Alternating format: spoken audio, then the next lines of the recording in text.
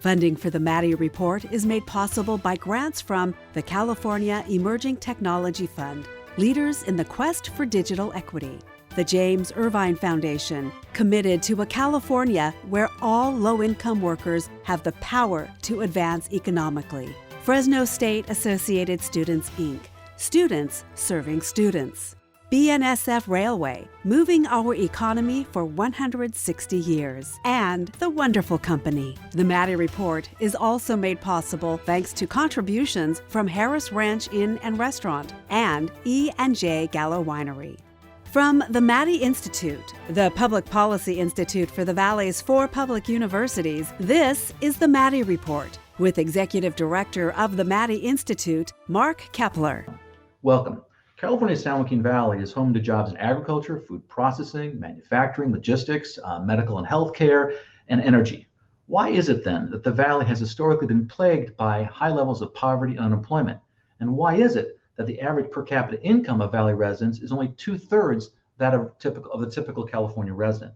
The answer and factors contributing to the valley's economy are numerous, complex, and interconnected. So is the government's response to the valley's economic situation. While much of the focus is on state and local government's involvement in economic development, what often gets overlooked is the federal government's role in that area. The person in charge of that response is our guest today. She is the U.S. Assistant Secretary of Commerce for Economic Development, Alejandra Castillo. Welcome to the Maddy Report. Thank you very much. I'm very excited to have this conversation with you. It's not only timely, but very important as well. Well, we're delighted to have you. So can you tell us a little bit about the work of the Economic Development Administration and the U.S. Department of Commerce? What do you guys do? Sure. So the Economic Development Administration is also known by its acronym EDA. And EDA was established in 1965 as a bureau of the U.S. Department of Commerce, along with all 13 other bureaus that Commerce also has. As the only federal government agency focused exclusively on economic development, EDA plays a critical role in facilitating regional economic development efforts in communities across the nation. One way we operate is by investing in local, state, and tribal governments and other organizations as well to undertake innovative regional economic development strategies. Historically, we have awarded between $300 million to $400 million on an annual basis, which is our annual appropriation. But thanks in part to President Biden's American Rescue Plan, we significantly increased those investments, in large part because not only were we addressing the pandemic, but more importantly, we were making critical investments to get us through the pandemic, as well as to plant the seed for our economic future. Well, let me ask you this. What criteria do you use when you're identifying where to invest and what to invest in? So EDA is guided by the basic principle that sustainable economic development should be locally driven. And I will tell you that in this moment in time, when we issued the American Rescue Plan grants, we turned the script. We actually said, Washington does not know what local communities or regional communities need. You tell us. And that was how we structured our grants under the American Rescue Plan. And this is important because much of what we have acknowledged and much of what we have learned is that when you give communities the right ingredients to drive their own economic development, they can actually bring up those assets, the coalitions, the members that can actually come to the table and devise a strategy that is not only sustainable, but more importantly, that can drive innovation and entrepreneurship at the same time. That's actually very important, because I know I've been here for 35 years, and what happens a lot of times is you'll have organizations parachute in and with their ideas, and first of all, they don't really know the community, and number two, frankly, there's resentment by community members that you're telling us what to do. This has changed that narrative, which I think is probably going to be pretty helpful. We've heard a lot about President Biden's American Rescue Plan, but a lot of people I don't think know the specifics. Could you tell us about kind of the specifics, the goals, and how you plan to kind of accomplish those goals? Sure. So under the American Rescue Plan, which I will tell you was one of the first pieces of legislation that President Biden signed into law, we were really grappling with the impacts of the pandemic, but also recognizing the aftermath that was going to come with it as well. So EDA received $3 billion under the American Rescue Plan, and we devised 6 different grants. The major 2 grants that I will tell you were the Build Back Better Regional Challenge and the Good Jobs Challenge. Let me focus in on the area, the region of Fresno, California, the Valley, as you say, was the only place in the nation that actually secured both of the major grants, the Build Back Better and the Good Jobs Challenge. And in large part for what you said at the beginning of this segment. This area has so much to provide and to give, and yet it has so many indicators of distress. And that's exactly what these dollars are for, focusing on distressed areas and bringing them back to its actual productivity so that all of its citizens can actually participate and have opportunities for growth. Yeah, that's really interesting. $80 million is a lot of money. The question is that investment going to make a difference? Can this money lay the groundwork for better paying jobs and actually change the Valley's economic climate? We're going to have that conversation in a moment. This is the Maddy Report. Welcome back. I'm Mark Keppler with the Maddy Institute. The per capita income of the San Joaquin Valley has historically trailed the rest of California. Indeed, 7 of the 10 counties in California with the lowest per capita income are located here in the Central Valley. The key to changing those numbers, of course, are good paying jobs. Could federal dollars lay the groundwork for better paying jobs in the Valley? We're talking with Alejandra Castillo. She's the U.S. Assistant Secretary of Commerce for Economic Development. So, Fresno, as you mentioned earlier, recently received grant funding through both the Good Jobs Challenge and the Build Back Better Regional Challenge to address economic development in the region. Can you tell us a little about the investment that'll be coming to the Fresno area with this Good Jobs Challenge? Sure, and absolutely. Let me underscore again that the Fresno region was one of the only places in the country that received both grants, and that is very indicative as to why we were so intently on making sure that these investments reach the communities from the ground up. So the Good Jobs Challenge was a $500 million grant challenge that we pushed across the country. We received 509 applications in total. And the Fresno County Economic Development Corporation applied for these fundings through their program called the Built for Scale. And that's the name of the program. But the program actually will unite dozens of private and public sector organizations in California's Central Valley to place 2,500 people into high quality jobs through demand-focused programming in industries like construction, trades, and transportation, as well as logistics. EDA's investment.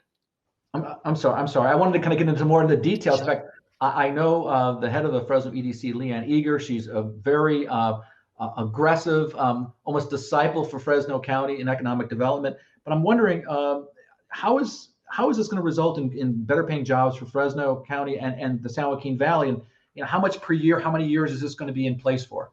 Yeah, so the grant itself is $23 million, a pretty sizable amount of funding. But I will also tell you that this is the type of program where we're looking at workforce development, we're looking at training, vocational training in the Central Valley area. And in many ways, it's that workforce development that's going to go hand in hand with some of the big industries that are happening in that area. For example, preparing young folks to be part of the high-speed rail construction, but also in terms of the logistics that are needed in that area. I was just in Fresno, as you may know, not too long ago, and it's really exciting. And you mentioned some of the folks that are involved. The other thing that's very exciting about the Good Jobs Challenge is that we were able to also provide funding for wraparound services. I was going to ask you about this, but I wanted to kind of get back. One of the things you were mentioning is high-speed rail, and there are some people that say, "Is it ever going to happen?" But in some ways, it doesn't matter because the training you're providing are really transferable skills. Construction. It's not just that; it's other things that they can then be used for. And one of the things I've seen in the Valley is it's not a lack of job opportunities; it's a lack of a skilled worker to do those jobs that you hear from companies often. But let's talk about the wraparound services. What are they? Why are they important?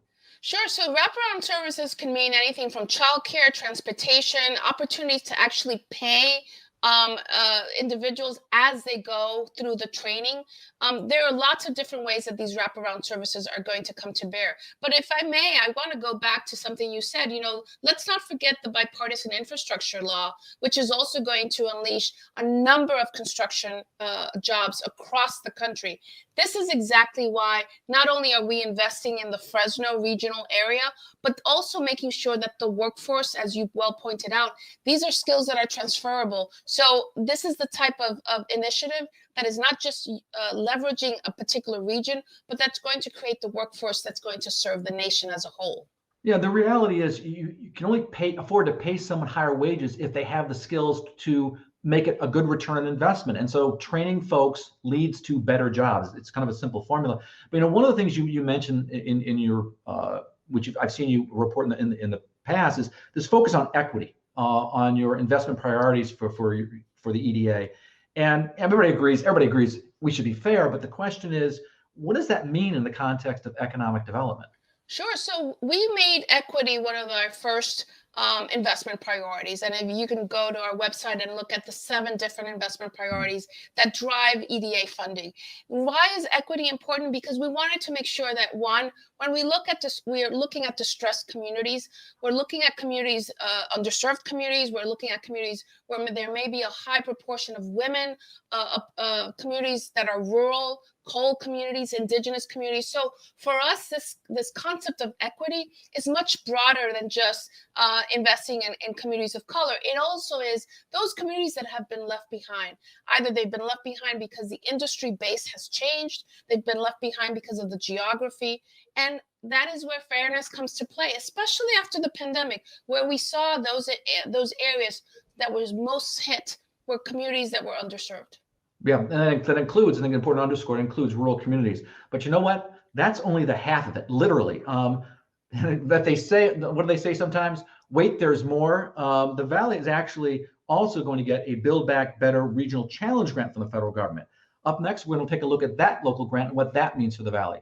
This is the Maddy Report. Welcome back. I'm Mark Keppler with the Maddy Institute. We're talking about economic development in the Valley and what the federal government can do to address some of those issues and factors that are holding the Valley back economically. We're talking with Alejandra Castillo. She's the U.S. Assistant Secretary of Commerce for Economic Development. We mentioned earlier that Fresno received funding for economic development from 2 federal programs. The second award was to the Central Valley that was about for $65 million, I believe, in the Build Back Better Regional Challenge Grant to support something called the Fresno Merced Future of Food Innovation Coalition. I think they refer to it as the F3. F3. Ashley Swearingen, who's the president and CEO of the Central Valley Community Foundation, she's a former mayor of Fresno, said that effort could result, and I thought this was pretty amazing, in a 40% increase in the Valley's gross domestic product. The goal, as I understand it, is to make Fresno and the Central Valley a national, if not international, leader in economic force in ag technology and food entrepreneurship. What can you tell us about this program?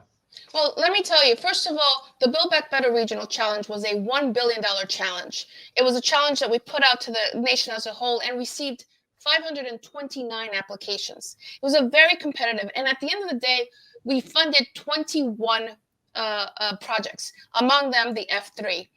And Ashley is a force of nature, someone who has that vision, as well as the members of that coalition, which I have to exalt. The secret sauce of these awards were the fact that the coalition, members from the community, from all walks of life, came in and had a shared vision as to where do they want to take this particular region. And you said it correctly. This is a national imperative. This is where the rest of America gets its food. And not only that, we wanted it to inject technology and innovation so that it could be sustainable, but also drive high-paying jobs in the field. Yeah, it's pretty interesting. By the way, when you start mentioning how many grant applications you had for both of these 2 situations, both these 2 grants, and how few received it, and the fact that Fresno, the Valley, because it's really not Fresno, it's the entire region. They got both. I think you said it was the only one in the country that got both. That's pretty amazing. Part of this F3 initiative would establish something called the Innovation Center for Entrepreneurship, for Research and Entrepreneurship in Ag, Food, Technology, and Engineering. That's a mouthful. The abbreviation is iCreate. So I think we'll go over with iCreate. What would it do, and what are some of the other innovations that the F3 Coalition would undertake to drive agricultural innovation in the Valley? So with this $65 million grant, they will launch, as you well pointed out, the iCreate and Ag Tech Hub with the mission of accelerating the development and transfer of technology between researchers at universities and farmers across the region. In addition, community colleges throughout the Central Valley will receive access to training and new technologies to equip students and workers with the skills needed to access higher quality, high paying job as well. So during my visit, as I mentioned before, I was there just a little bit over a month ago. I spoke with the leaders from the groups of 8 local community colleges that will be building industry aligned ag tech pathways for roughly 8,000 workers. So if that doesn't move the needle, I don't know what will. But this is exciting, and this is the time for the Valley to really showcase all of its talents and assets. Now I want to step back for a second, and we were talking between the segments about why focus on the Valley? Why is the federal government focusing on the Valley? And just wanted you to talk a little bit about the importance of the Valley and agriculture to the national economy and to national security. So let me also go back. Remember, this $1 billion challenge funded only 21 awardees across the country. And if you look at the portfolio as a whole, you're going to see awardees that are in the aerospace, that are in defense manufacturing, that are in lithium batteries. And this particular grant, the Fresno Valley, the Central Valley proposal, is anchored around agriculture. The reason, as we said before, it is a national imperative and a national security issue. When the center of food comes from a particular area that also has indicators of distress, it is in our national best interest to make sure that we shore up those elements of the community, but also those elements of the industries, and hopefully leapfrog so that we can get more productivity. Yeah, one of the things I mentioned, a chain is only as strong as its weakest link. And to the extent we have economic challenges in the region, if you want to strengthen California, you want to strengthen the United States, go to where the problems are or the challenges are. And the investment here would seem to make some sense. Before we get out of this, I just want to ask you really quickly. I understand, or Ashley was mentioning to me the other day, that this has actually an ancillary benefit of revitalizing part of downtown Fresno. What's that about? You know, it's exciting because I was actually there. The old Italian bank that has been the Bank of Italy that has been is on the National Register of Historic Places, has been vacant since 1972. 50 years. Yeah. Yes, pretty much 50 years. These dollars won't renovate it. But what this fund does is it will locate the iCreate inside the historic Bank of Italy, which makes a lot of sense. Yeah. These two investments by the federal government of totaling $88 million for the Valley's economic development are probably the most visible investments in the Valley by the U.S. Department of Commerce. But there are others. We're going to talk about those in a moment. This is the Maddy Report. Welcome back. I'm Mark Keppler with the Maddy Institute. For the 35 years I've lived in the Valley, economic development has always been front and center for most local officials. Why? Economic development, the jobs that come from it, means not only an attack on poverty, but also increasing the revenue base that allows to hire more police, fire, improve schools, parks, and a myriad of other things. What they say is the best poverty program is a job. We're talking with Alejandra Castillo. She's the U.S. Assistant Secretary of Commerce for Economic Development.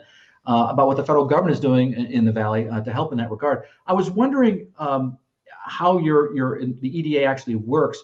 Do you work directly with businesses or do you work with local governments? So EDA does not invest in private sector. We invest in both public and nonprofit and other sectors, but we don't invest necessarily in businesses per se. We create the ecosystem, as you well pointed out, that ecosystem that's going to sustain growth. I'm also thinking, people say, well, the federal government is investing a lot of money, in this case, $88 million in the Valley. What's the return on my investment? I'm a taxpayer. So explain, what's the return on the investment here? That's a great question, and something we actually measure. And particularly in the American Rescue Plan, these were investments made as a result of the pandemic, but more importantly, as I've mentioned before, it's really to put us in a position to accelerate growth. And what the federal dollars do is it brings these dollars into the communities, and it also attracts private sector investment, philanthropic investment. So what you're going to see with this $88 million investment in the Central Valley area is now other private sector entities coming into play, as well as other nonprofits. So it does create an ecosystem. It does create that multiplier effect that we all want to see. So that's pretty exciting as well. Yeah, and from what I understand, I think I've read something along the lines of 10,000 jobs potentially could be created in the Valley. And of course, what Ashley was talking about, this dramatic increase in GDP for the region, obviously you can have the spillover effects of improving all the things we want to see improved here in the region. But we talked about these two major grants that you're funding in the Valley, but they're not the only investments in the Valley. Can you talk a little bit about some of the other investments you have in the Valley? So sure, we've had many investments throughout the years, but one that I will draw attention to is also through the American Rescue Plan. There's a $21.5 million grant that EDA awarded to the Foundation for California Community Colleges. Although the foundation is not located in the Central Valley, the program is going to support impacts in that particular region. And like it, we've done many other infrastructural efforts like groundwater and wastewater infrastructure. I can't stress enough how important it is to think about what EDA does from an ecosystem perspective. We not only do the public works in terms of water pipelines and wastewater, but we also do the infrastructure like what we're doing with the I Create grant as well. As we finish up here, we've got only about 2 minutes left in the segment, but I want to talk to you a little about this kind of, frankly, bipartisan approach that you're seeing with this. I mean, you've got a Democratic administration that's supporting a region that's predominantly conservative, Republican. You're giving funding to a former Republican mayor to help administer the program. You have the support of the current Republican mayor of Fresno. I think this is, people sometimes just get, frankly, depressed about the fact how hyper-partisan things are. But here's a shining example of actually both sides working together to make big people's lives better. And that is what made this particular region so exciting. People from across the aisle who came together, brought stakeholders together for a common vision. That's what makes economic development successful. When you put aside your differences and you focus on what makes you all united. I can't tell you enough why the Central Valley was so successful in securing both grants, and a lot of it had to do with your leadership. Yeah, I think that's something that's often missed. I mean, we're looking for our political leaders to help solve problems, and that means working across the aisle. As I often like to say, neither political party has a monopoly on good ideas. There's good ideas on both sides, and if finding those good ideas and working together, this is a great example of that. So I want to thank you for your time, Assistant Secretary. I know you're very busy. Thank you very much for joining us here on the Maddy Report. If you want to stay current with local and state politics, you can sign up for the Maddy Daily by logging onto our website at maddyinstitute.org. This is Mark Keppler for the Maddy Report. Thanks for joining us.